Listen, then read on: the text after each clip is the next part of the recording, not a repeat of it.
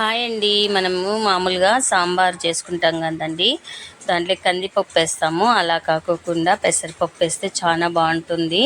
Gastric అట్లాంటివి కూడా ఉండదండి, చలవ కూడా. నేనైతే ఒక రకానికి ఒక కాయగూర తీసుకున్నాను. క్యారెట్, ముల్లంగి, ఉర్లగడ్డ, వంకాయలు ఇవన్నీ తీసుకున్నానండి. ఫస్ట్ పెసరపప్పు 2 విజిల్లు వచ్చేంత వరకు ఉడకబెట్టుకొని ఎనుపుకున్నాను. అందులోకి మీ కారము, ధనియాల పొడి, సాంబార్ పొడి, పసుపు వేసుకుని బాగా కలుపుకున్నాను. నేను అవి పెసరబాయలు ఉడకబెట్టేటప్పుడే అందులోనే తెల్లగడ్డలు వేసేసినాను. పెసరబాయలతో పాటు తెల్లగడ్డలు ఉడికితే చాలా టేస్ట్గా ఉంటుంది.